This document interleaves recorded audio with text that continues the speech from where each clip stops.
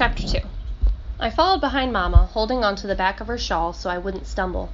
Real quiet, we passed rows of cabins and then ducked quickly into the woods nearby. Mama moved so fast I could barely keep up, and as we ran, I kept looking behind, hoping no one was following.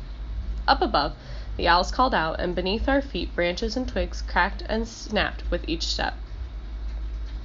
We stopped now and again to catch our breath, and then continued. The cloths on my feet didn't hold, so then I had to run barefoot. I didn't wear shoes on the plantation, and my feet were rough and hard, but I could still feel every rock on the freezing cold ground. We ran for so long and so far. I was sure we were in the north by now, but Mama said we still had days and days to go. I didn't tell Mama, but I wasn't sure I could take another step. I knew Mama was tired too, but thinking about what was behind us kept her going. We reached a spot where the ground got soft, and I knew we were close to water. Croaking frogs and slithering sounds were all around us, and tree branches hung low as we pushed moss out of the way and walked through to the river's edge. The ice on the river was slick and smooth as it burned my bare feet with its cold. We walked as fast as we could without slipping, but the wind was so strong I had to hold on to Mama to keep from being blown away. Halfway across, we heard ice crack beneath us, and we backed up till we stood on the hard ice again. Mama said, "You are so light, Emma. You go on across first, and I'll follow behind. Better we go one at a time." I started out, stepping as lightly as I could until I got to the solid part. But when Mama crossed, all I could hear was the cracking until she stopped, frozen and scared. "Walk on your toes, Mama," I yelled from where I stood. But just as Mama went to take a step, the ice broke. She jumped off the broken piece, onto another piece, and then another. From what I could see, she hopped from one foot to the next, trying to keep from slipping into the water. I stopped breathing, waiting, hoping she'd make it across, 'cause if she stopped, she'd sink into the river for sure.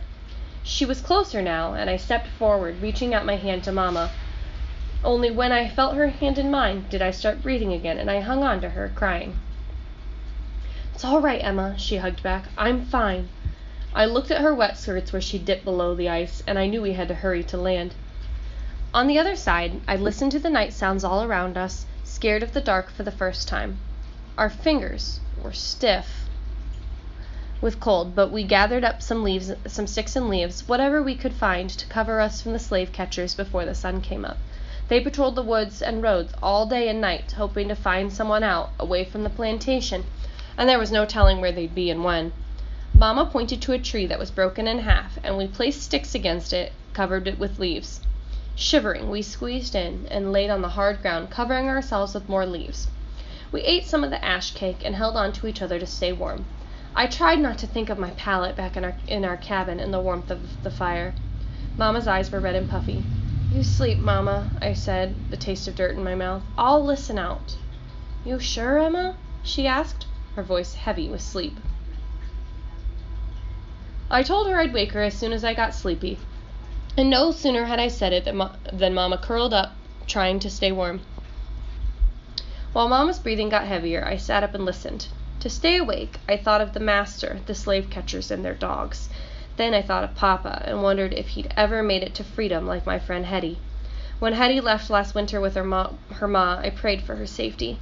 Every day I watched for her, missing her, but hoping they didn't catch her and bring her back. I closed my eyes, pretending we were all together, me, Mama, Papa, and Hetty, up north, free from the master. Before I knew it, sleep was on me.